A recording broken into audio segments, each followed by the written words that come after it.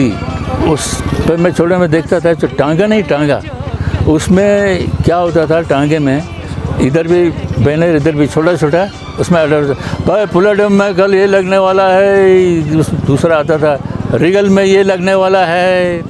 उसके बाद ऐसे करके एडवर्टाइज होता। फिल्मों में इतना रश होता था, मैं क्या बताऊं आपको, कितना रश होता था। यादें माजी अजाब है यारब, छीन ले मुझसे हाफिज़ा मेरा। माजी के झरोखों से यादें झांकती रहती हैं और सिनेमाघरों में लगी तस्वीरें हमारे जहन के पर्दे पर चलती रहती है।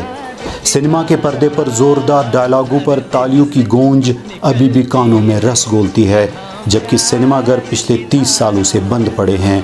उनकी यादें धुंधली तो हुई है, लेकिन ख़त्म नहीं हुई। उन्हें ज़रा सा छेड़ो जल्दी बाहर आ जाती है। 1990 से पहले की नस्ल सिनेमा को बहुत पसंद करती थी और सिनेमाघरों में फ़िल्में देखना बेशतर लोगों की तफरीह का वाहिद ज़रिया था। आज भी सिनेमा और फिल्मों की बातें उनके चेहरों पर एक नई चमक पैदा करती थी और उन किस्सों की मिठास अभी भी बाकी है। तो एक दिन मैं भी गया, मैं पुलाडम में कोई बेताब फिल्म लगी थी, मैं देख रहा था, लाइन में लगा, तीसरा नंबर मेरा था। इतने में टिकट जो चालू हुआ, लाइन लगे, ऊपर जूता लेके मेरे ऊपर से चढ़ा लोग और टिकट निकालने लगे।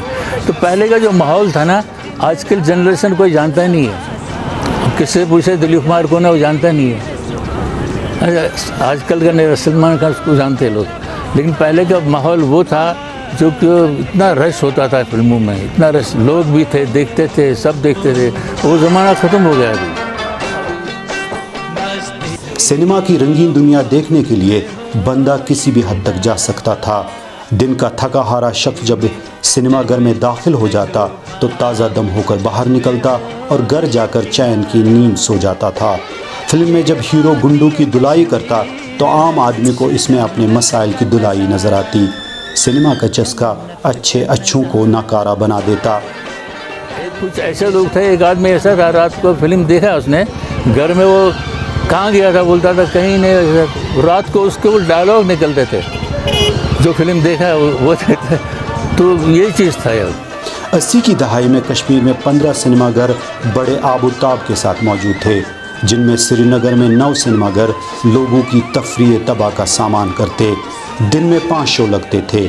लोग थर्ड, स्टॉल, ड्रेस और बालकनी के हिसाब से टिकटें लेते। सिनेमा हॉलों के बाहर बड़े बड़े बैनरों पर फिल्मी सितारों की कदावर तस्वीर लगी रहती और ये देखकर लोगों का आतिश शौक और भड़क उठता। आखिरी शो का एक अलग ही मज़ा होता। सिनेमा की वजह से दिन की भाग दौड़ की थकन और परेशानी काफ़ी हद तक कम हो जाती थी। फिल्मों में आखिर में सच्चाई की जीत होती थी, इससे मसाइल से लड़ने की कुव्वत आ जाती। और वो शांति वाला है जो पहले एंजॉय था, घर में आता था, देखता था, शांति लगता था, यार फिल्म देख क्या है। वो गाने आते थे, वो स्टोरी आते थे। जैसे एक फिल्म बाबी, उसमें एक गाना चल उड़ जा रहे पंछी अब तेरा हो घर पे गाना, एक एक गाने की मीनिंग होती थी। हर फिल्म जो था उसमें बहुत कुछ वजन था, लोग भी समझते थे, शांति थी, वो था। लेकिन अभी का जनरेशन में ये बात नहीं। तो हर जरा सितारा, हर चेहरा यहाँ 89 से पहले हर अखबार के आखिरी सफ़े पर चौखटों में छपा होता था कि किस सिनेमा हॉल में कौन सी फिल्म लगी हुई है, उस फिल्म की स्टार कास्ट, फिल्म दिखाने के औकात दर्ज होते ताकि लोगों को फिल्म चुनने में आसानी रहती। फिल्म के पहले दिन लाइन में खड़े होकर टिकट लेना जुए शेर लाने के मुतरादिफ था।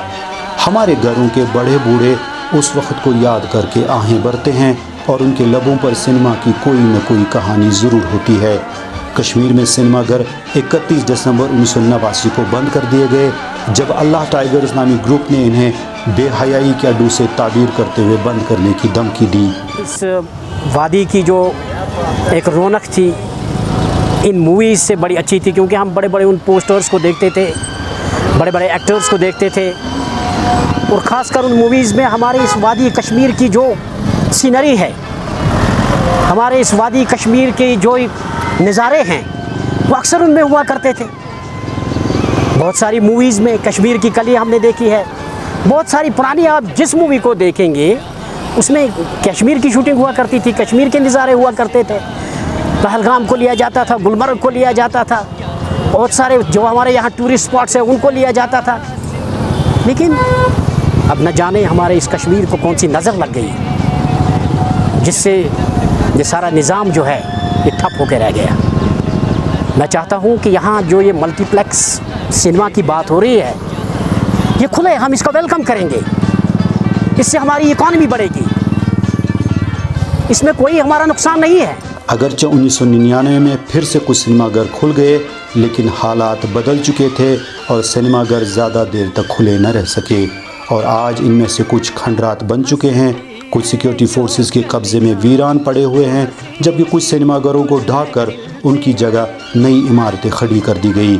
पिछले कुछ वक्त से सरकार यहाँ पर सिनेमा के कल्चर को फिर से शुरू करना चाहती है और यहाँ पर पहला मल्टीप्लेक्स बनाने की तैयारी भी हो रही है। सवाल ये है कि क्या माजी फिर से लौट के आएगा और सिनेमा के दीवाने अपनी फैमिली के साथ एक बार फिर सिनेमाघरों का रुख करेंगे? ये तो आने वाला वक्त ही तय करेगा कि वो जो पुराने ज़माने की वो यादें थी वो लौट जाएं और हम आने वाली हमारी जो जनरेशन है